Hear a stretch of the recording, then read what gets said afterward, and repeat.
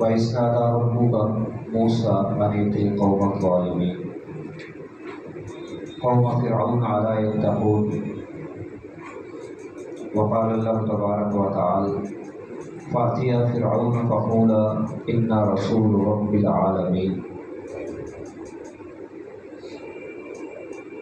احباب گرامی قدر،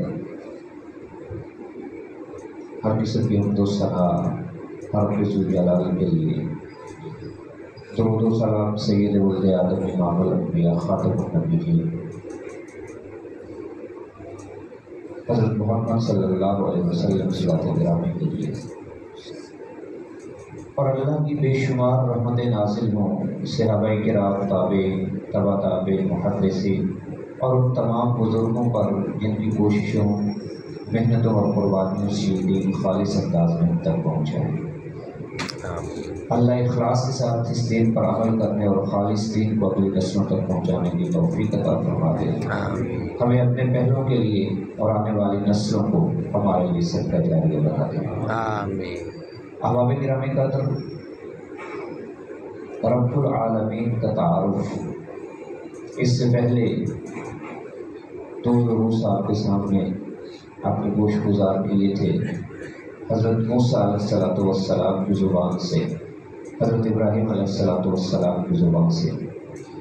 قرآن مجید میں اللہ تعالیٰ نے جو اپنا تعارف کروایا اور رب کے حوالے سے تعارف کروایا، آج ایک حدیث ہے، حدیث قدسی ہے، صحیح مسلم کی حدیث ہے۔ ذرا اس حدیث میں اپنے رب کا تعارف سنیے بھی اور اس کو سمجھنے کی بھی کوشش کرتے ہیں، اور پھر یہ دیکھتے ہیں کہ ہمارا رب العالمین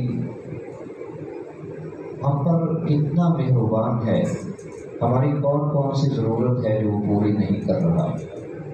اور پھر ہم اپنا جائزہ لیتے ہیں کہ ہم کہاں پہ کھڑے ہیں، ہمارا تعلق کیا ہے رب العالمین کے ساتھ۔ حدیث قدسی ہے، حضرت ابو ذر غفاری رضی اللہ تعالیٰ عنہ اس کے راوی ہیں، صحیح مسلم کی روایت ہے۔ نبی کریم صلی اللہ علیہ وسلم فرماتے ہیں کہ اللہ تعالیٰ فرماتے ہیں یا عبادی انی حرمت الظلم علی نفسی وجعلتہ بینکم محرما فلا تظالموا، یا عبادی کلکم ضال الا من ہدیتہ فاستہدونی اہدکم، یا عبادی کلکم جائع الا من اطعمتہ فاستطعمونی اطعمکم، یا عبادی کلکم عار الا من کسوتہ فاستکسونی اکسکم۔ اب گویا رب العالمین نے ہر وہ ضرورت جس کے بغیر ہمارا چارہ نہیں ہے، جس کے بغیر ہمارا گزارا نہیں ہے، وہ ساری ضروریات رب العالمین ہمارے مانگے بغیر ہی ہمیں عطا فرما رہے ہیں۔ اللہ فرماتے ہیں یا عبادی انی حرمت الظلم علی نفسی، میرے بندو میں نے ظلم کو اپنے اوپر حرام قرار دیا ہے، میں کسی پہ ظلم نہیں کرتا۔ اگر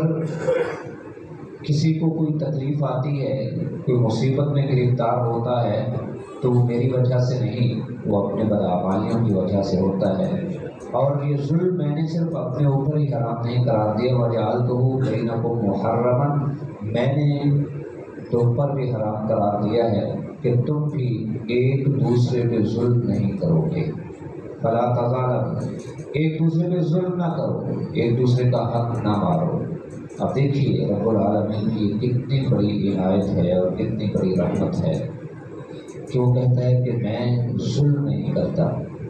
اور میں نے ظلم کو تمہارے درمیان بھی حرام قرار دیا ہے۔ اگر پھر بھی کوئی انسان کسی پہ ظلم کرے گا، کسی کا حق مارے گا، کسی کا حق کھائے گا،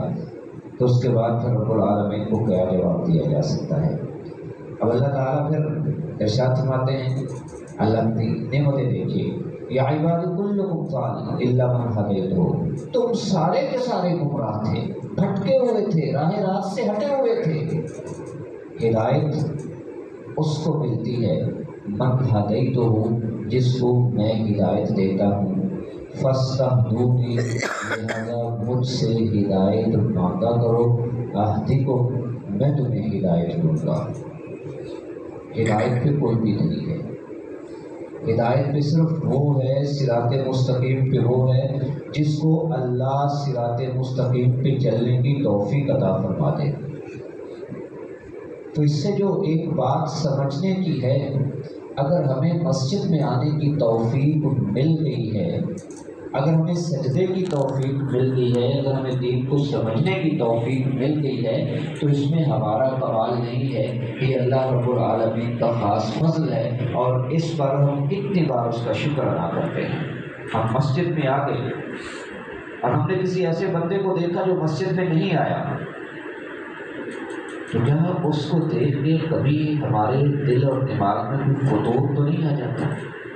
کوئی ہم کسی غرور اور تکبر کا شکار تو نہیں ہو جاتے کہ میں مسجد میں آ گیا ہوں اور یہ